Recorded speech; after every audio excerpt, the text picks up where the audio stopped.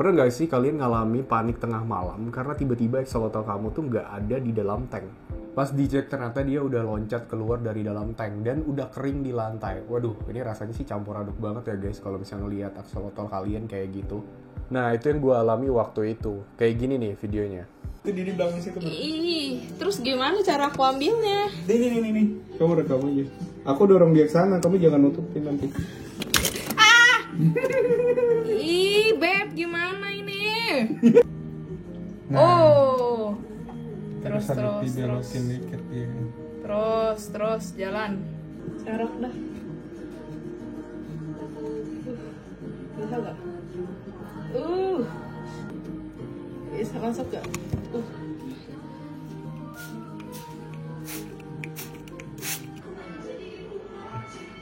Nempel debu. Si lebat tuh. Nah, gue yakin gue nggak sendirian. Pasti sini ada beberapa orang juga yang pernah ngalamin hal yang sama kayak gue. Banyak juga kiper axolotl bahkan yang udah pengalaman, pernah ngalamin hal yang sama nih. Di video kali ini gue bakal ngebongkar semuanya guys. Mulai dari penyebab sampai solusi. Terus juga cara jangka panjang supaya ini nggak bakal kejadian lagi. Jadi tujuannya tuh bukan cuma bikin axolotlnya nggak loncat dari airnya, tapi bikin mereka nyaman tinggal di dalam aquascape. Kamu tahu nggak sih Beb, axolotl tuh dari mana? Dari mana emang? Sebenarnya mereka tuh dari Xochimilco Lake di Meksiko. Mereka tuh hidup di air yang dingin dan tenang. Dan banyak banget tuh tempat sembunyinya. Jadi kalau kamu pelihara axolotl di rumah, usahain kamu bikin habitat yang nyaman buat dia. Nah, tujuan jangka panjangnya itu supaya axolotl kamu tidak lagi stres guys. Ya, dia pasti bakal stres sih suatu waktu, tapi nggak sesering itu kalau misalnya tempat hidupnya bagus. Terus yang kedua, hidupnya lebih panjang dan sehat, bisa sampai 15 tahun loh. Nah, pasti kalian pengen kan axolotl peliharaan kalian, apalagi kalau itu udah jadi kesayangan nih. Hidupnya bisa panjang sampai 15 tahun. Terus yang ketiga, akuarium kalian atau aquascape kalian itu jadi ekosistem yang stabil dan bagus. Dan yang terakhir nih, kamu sebagai kiper axolotl jadi lebih paham behaviornya doi. Jadi nggak cuma pelihara doang, taruh dan ngasih makan ya, tapi kita harus memahami juga behaviornya dia seperti apa. Dia lagi nyaman atau dia lagi stres di dalam aquascape kalian. Nah, itu bantu banget bikin dia jadi lebih sehat dan hidupnya jadi lebih panjang. Nah, kalau penanganan kamu udah benar, axolotl kamu harusnya gimana nih? Axolotl kamu jadi nggak panikan, nggak suka loncat, dan nggak ngumpet terus. Nafsu makannya juga bagus, dan doi juga mulai aktif. Warna tubuhnya axolotl kamu juga lebih cerah dan insangnya juga lebih gondrong. Gerakannya juga lebih kalem, gak kepo ke permukaan terus. Dulu kita sempat punya 2 axolotl, yang satu warnanya pink. Tapi sayangnya si pink nih loncat guys, dan kita lumayan telat sadarnya, jadi dia udah keburu metong. Dari semua usaha yang kita udah lakuin, goalnya apa sih yang kita udah dapet? Aquascape kita bukan cuma estetik aja, tapi juga aman buat axolotl kita. Kita juga water change 30-40% nih seminggu sekali, biar axolotlnya nggak gampang stres. Nextnya kita juga bakal bikinin tempat sembunyi nih buat si doi, karena kasihan si doi, tempatnya lumayan open tapi dia nggak bisa sembunyi. Kita juga dokumentasiin nih axolotl kita perkembangannya setiap hari, biar tahu doi makanya lancar nggak, masih sehat apa enggak, gillsnya gimana, jamuran nggak, DLL. Sekarang kita masuk ke inti kegiatannya. Jadi apa aja yang perlu kamu lakuin supaya si axolotl kamu nggak loncat lagi. Nah, di sini gue bakal bantu share juga apa yang gue lakuin supaya axolotl gue nggak gampang loncat atau nggak loncat lagi nih. Nah, yang pertama itu pasang penutup di atasnya kayak gini nih guys. Nah, untuk yang punya gue ini, itu gue pakai penutup sementara dari plastik gitu, plastik wrap. Nah, di sini nih bisa juga kalian ganti pakai kaca atau akrilik atau ada jaring-jaring gitu juga bisa buat menutup si bagian atas aquascape-nya kalau dia lagi nggak nyaman dan pengen loncat. Dan make sure juga penutupnya itu kuat, jadi ketika didorong sama dia itu nggak bakal lepas atau nggak bakal gampang sobek gitu guys. Nah, ini menurut gue sih nggak terlalu kuat, tapi masih bisa lah untuk menahan si axolotl-nya, karena beberapa kali dia kayak coba buat loncat lagi, itu masih ketahan sama si plastiknya ini guys. Yang kedua itu stabilin suhu. Nah, kalau gue di sini nih pakai kipas akuarium atau cooling fan kayak gini nih mantep banget. Terus juga kalau gue letak axolotl-nya itu di bawah AC. Jadi ini AC, terus ini axolotl-nya. Ini udah pasti dingin banget, udah kebantu sama AC, ada cooling fan-nya lagi. Terus hindarin si doi, si aksolotl ini dari paparan sinar matahari secara langsung, karena emang dia itu nggak terlalu suka kena panas atau cahaya secara langsung atau cahaya yang terlalu tinggi intensitasnya guys. Terus yang ketiga itu wajib banget cek kualitas air. Nah kualitas air ini harus banget nih guys untuk dites pakai test kit. Kenapa? Supaya kalian tahu nih, nggak main tebak-tebakan kadar amonianya, nitratnya gimana, terus pH, DLL itu gimana guys. Oke, langsung aja, ini kita lagi coba tes nitrat, hardness, sama pH-nya guys. Nah, ini kita pakai kit yang kayak gini nih guys.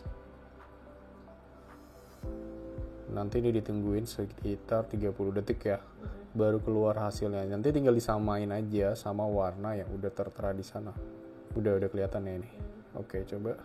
pH di 6,8 aman, karbonat 80 aman, hardness 75, ini nitrite 0, nitrate juga 0, ini CL2 aku nggak tahu tapi 0 juga, jadi aman. Jadi aman pH? pH 6,8, 6,2. tapi aman sih. Oke, lanjut lagi sekarang tes amonianya nih. Kita pakai test kit yang mirip-mirip juga, dicelupin gitu ke dalam. Terus nanti ditunggu sekitar 30 detikan lagi baru kita bisa hitung nih. 0 kan? Oke, coba kita lihat. Nah ini kalau misalnya di video emang dia nggak terlalu kelihatan jelas aja ya. Di video emang kita nggak terlalu kelihatan jelas. Jadi kalau dari mata kita sendiri ngeliatin itu 0. di 0. Jadi secara amonianya tuh masih aman banget, belum terlalu tinggi ya. Terus airnya itu pakai air yang udah diendapin atau air yang udah di-chlorinate. Nah, kita juga di sini biasanya pakai air yang udah masak ya guys, atau air-air yang kita beli di pengisian air gitu untuk air minum.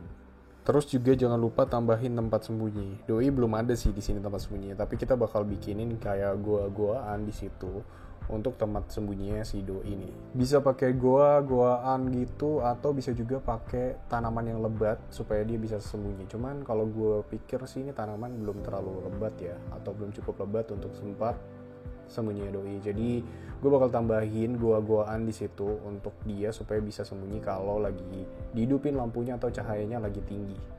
Nah, ini juga kalau misalnya kalian pakai tank mat, usahain jangan pakai tank mat yang agresif. Apalagi kalau kalian lihat ya gillsnya axolotl itu tuh kayak halus-halus gitu loh, kecil-kecil, halus. Nah, ini bisa jadi ikan tuh bisa ngira ini nih makanan buat dia. Jadi bisa digigitin sampai rontok. Nah, itu bikin axolotl jadi nggak nyaman guys dan jadi gampang stres. Kalau doi stres itu dia gampang banget berenang sembarangan dan kenceng banget dan bisa nabrak batu, nabrak dinding-dinding akuariumnya ini atau nabrak kayunya. Itu bisa mencidrai si axolotl itu sendiri. Nah, tadi ada sekitar 6 poin guys. Gimana cara kita ngerawat axolotl kita supaya tetap nyaman. Soalnya tadi yang pertama tuh ada pasang penutup akuarium supaya dia nggak gampang loncat. Karena di awal-awal tuh axolotl pasti rusuh dan suka loncat-loncat gitu guys. Terus stabilin suhu. Habis itu yang ketiga ada cek kualitas air. Habis itu ada water change juga yang rutin. Yang kelima ada tambahkan tempat sembunyi. Ini kita belum ada, tapi nanti kita bakal bikin. Terus yang keenam pisahin dari tank mat yang agresif. Nah, kita nggak pakai tank mat sama sekali di sini guys. Terus kalau misalnya kalian sibuk, super sibuk, kalian bisa juga pakai reminder gitu guys. Pakai reminder, bisa pakai HP atau apapun itu biar kalian bisa ingat nggak kelupaan. Jadi kalau kamu sibuk banget, pakai reminder mingguan untuk water change dan cek suhu biar nggak kelupaan guys. Nah, untuk tahu apakah semua tips-tips yang gue kasih atau yang kalian dapat dari luar sana itu works atau enggak, kalian perlu ngelakuin yang namanya pengujian atau mengukur keberhasilan. Biar kalian tahu kalau misalnya axolotl kalian ini benar-benar bukan cuman perkiraan doang, tapi by data juga setiap harinya kalian ukur atau kalian hitung, dia benar-benar nyaman dan aman gitu kehidupannya mereka di situ. Nah, yang pertama tuh kalian kayak buat sejenis table gitu.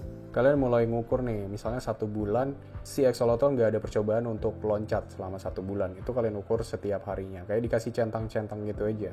Suhu air stabil 18 sampai 20 derajat Celcius. Nah, itu bisa diukur sekitar semingguan atau mungkin kita tarik waktu yang sama aja sampai sebulan gitu. Terus nextnya juga kalian bisa hitung nafsu makannya doi. Nah, kalau axolotl gue ini 3 hari sekali atau seminggu 2 kali dikasih makannya.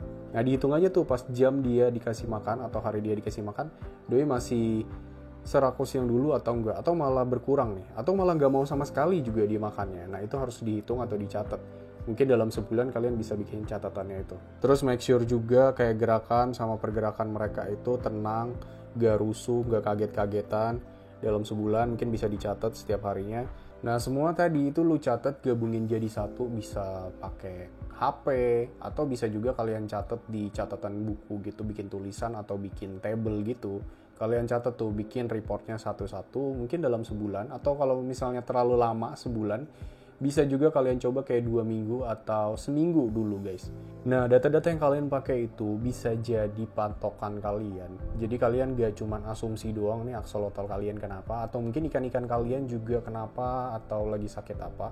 Tapi kalian punya data yang kalian hitung dan ukur untuk melihat nih aksolotl kalian udah makin baik atau masih sakit guys, atau mungkin masih gak nyaman sama air kalian, dan kalian jadinya terus-terusan biarin dia di air yang gak nyaman.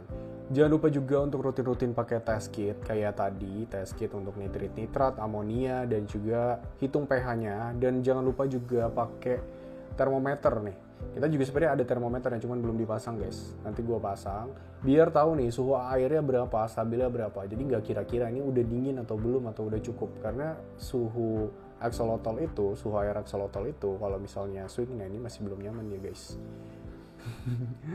Dia masih belum nyaman. Nah, suhu axolotl itu kalau swing atau misalnya dia tiba-tiba 25, tiba-tiba 18 derajat, itu juga nggak bagus buat axolotl atau bahkan buat semua hewan air ya guys. Kalau terlalu swing kayak gitu tuh nggak terlalu bagus guys, bikin dia jadi nggak nyaman. Ibaratnya kayak kalian tiba-tiba dingin terus tiba-tiba panas, terus kayak gitu-gitu terus tuh pasti nggak enak, bikin demam jadinya guys. Dan juga kalian bisa bikin video atau foto dokumentasi, jadi ada before after nih. Misalnya kalian axolotl gue nih kemarin kan loncat nih, jadi gue videoin bagian belakangnya dia. Kalau bisa kalian lihat ya guys, bagian belakang dia tuh sebenarnya agak-agak tuh luka gitu guys. Jadi itu bukan luka sih, kayak cok itu bagian ekornya nih, gara-gara kemarin yang pas dia loncat.